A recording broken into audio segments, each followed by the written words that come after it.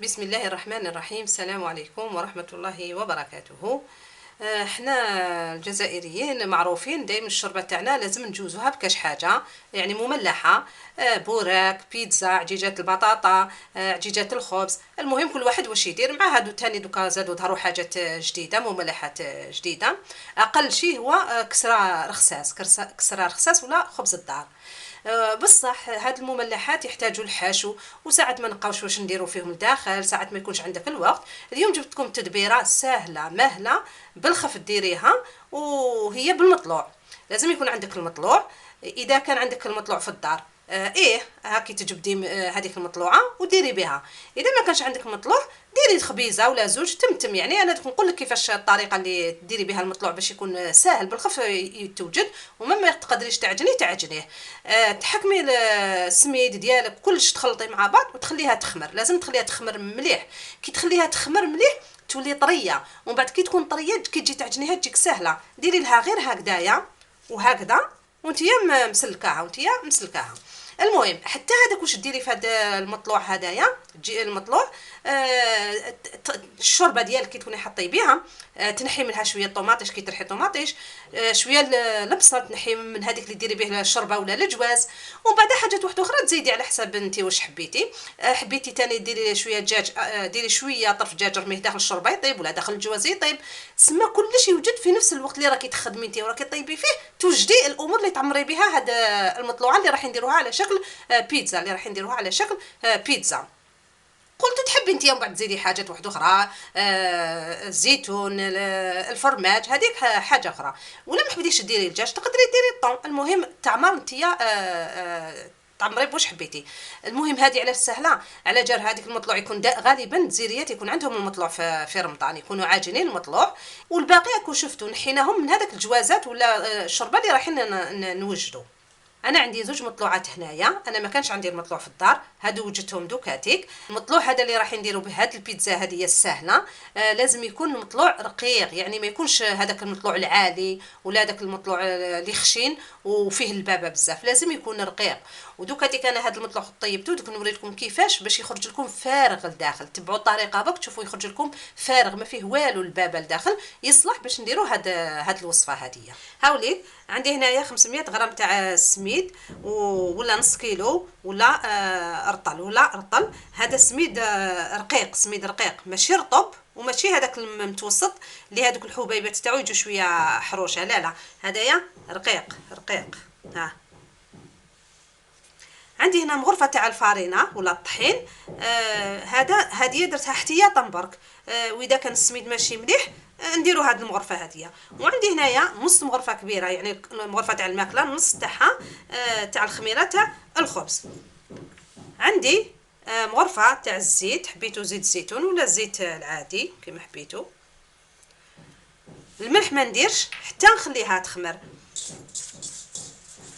ونجمعها بالماء عادي.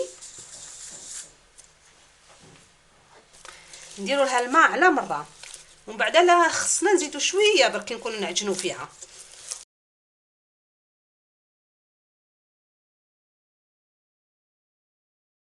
هاي ديك بعد ما تخلوها تخمر، هي قد ما خليتوها خمرت اكثر قد ما تجيكم سهله في العجين. انا ما حاش نخليها اكثر من هكذايا. خمرت شويه. دوك نعجنها. المهم تفرغوها وتعجنوها بالطريقه هكذا، يعني بالتقطع. وساعه ديروا هكذايا في زوج، تستعملوا في زوج تقطع والعجن في نفس الوقت. نعجنها ومن بعد تيك نطيبها. هامنيك بعد ما عجنتهم درتهم زوج خبيزات صغار. انا ديالي هذا المطلوع درت فيه شويه الجلجلان. دوكا تيك نخليهم نفرش لهم ونخبزهم. برك المطلوع هذا اللي راح نديروا به هذه البيتزا لازم يجي رقيق، ما لازمش يجي داك المطلوع الخشين هذاك العالي، لازم يجي شويه رقيق.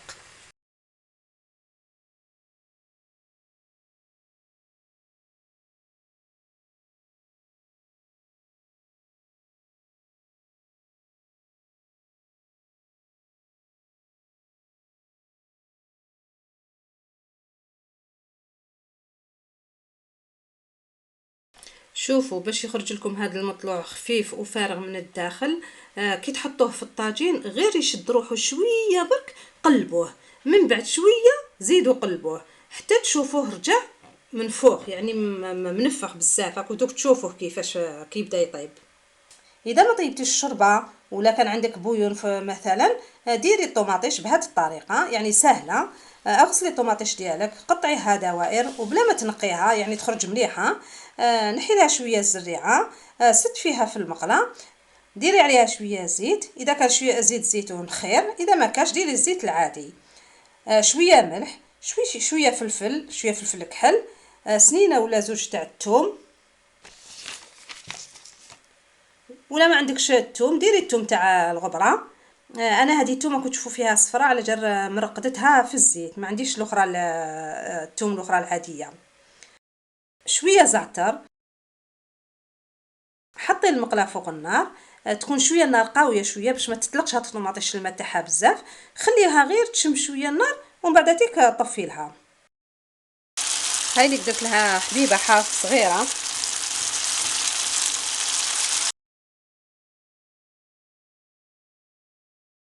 هاملك المطلوعات، اقسموهم على زوج، حبيتو بالمقص ولا بالمنشار، بالموس المنشار. شوفوا كيفاش خفيف وفارغ من الداخل، يعني روعه. يعني رغم اني درته بالسميد وما درتش كاع فيه الفرينه، شتو غير مغرفه هذيك اللي درتها غير باش على جال السميد خفت ما يكونش مليح. هذه وحده، ودوكا الاخرى تاني نزيد ندير لها. المهم نتوما على حساب افراد العائله، انا راح ندير هادو الزوج اليوم ان شاء الله، هادو الزوج يكفونا. وهذه نقدر نخبيها في كونجيلاتور ومن بعد نزيد نستعملها. نتوما الا بزاف في الدار اقسموا هذه على زوج واقسموا هذه على زوج وديروهم في 4، ديروهم في 4. هاي ديك المطلوعه قسمتها على زوج. انا واش حنعمرهم اليوم؟ قلت كل وحده كيما تقول السيده رزقي الشي اللي عندك. هذا الدجاج طيبته في المرقه، هادو شويه الفلافل كنت مخبيه، قال لك لي خبي يصيب. هذا الجبن كنت درته معاكم، قطعته طريفات صغيورين. وهذه بصيله، وهذا تاني كنت مخبياته فلفل حلو مرقد في الزيت. هادو كامله كانوا واجدين. وهذه انا درت قلت لكم هذه طوماطيش اليوم، ما ندير هذيك اللي مرحيه بصح لاحظت هذه اللي تجيب لينا خير. هاي ديك سهله ما فيها والو. غادو تخدموا بيدكم ولا بالمغرفه، وحده في دارها تخدم بيديها عادي. ها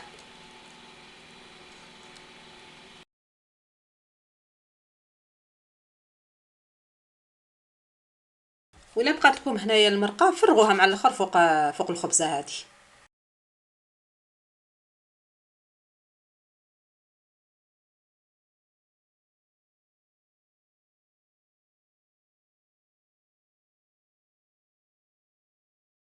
هاني عبص هذه طوماطيش كيما عبصت الاخرى. كي تكون عندكم بزاف طوماطيش وتعمر لكم ما تعبزوهاش، ما عندكمش بزاف عبزوها هكذا وما تجيش ناشفه.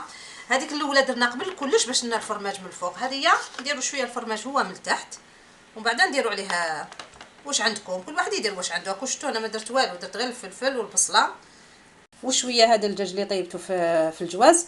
درت شويه برك يعني وقيله ربع تاع الصدر ولا اقل من ربع تاع الصدر. شوفوا وسهله الحاله، يعني نوجدوهم في نفس الوقت، ماشي كما العجينه حلي هذه ومن بعد زيدي الاخرى وكاع. وجدوهم في نفس الوقت. حبيتوا تدخلوهم في زوج سنيوات داخل الكوشه ولا ديروهم في المقله قباله وتغطوا بالخطيوه. انا راح نديرهم في نفس الطاجين اللي طيبت فيه المطلوع، يعني يدوب غير الفرماج هذا ما كان، الباقي كلش طايب. ما عنديش الزيتون، لا عندكم الزيتون ديروا الزيتون باش يكسر الالوان، ولا شويه معدنوس من الفوق. انا درت الزعتر في هذيك الطوماطيش، دوك نزيد شويه معدنوس. شوفوا هاد الفرماج انا درت الفرماج هذاك الاحمر مسكرفج. اذا ما عندكمش ديروا الفرماج تاع الحبات، مرة ما يكونش عندي هذا الاحمر وندير تاع الحبات عادي. ها هكذا وهكذا نعاود نغطي عليها ونخلي حتى يذوب هذاك الفرماج. هاي ديك البيتزا تاع اللي نديرها بالمطلوع ولا غير تسلكني، دائما كي نحصل غير ندير هكذا، يعني نجبد المطلوعه نقسمها على زوج نعمرها والبيتزا واجده. ان شاء الله تعجبكم الفكره وان شاء الله تجربوها، ونقول لكم صحه فطوركم وبقاو على خير، والسلام عليكم ورحمه الله ويا منعاش.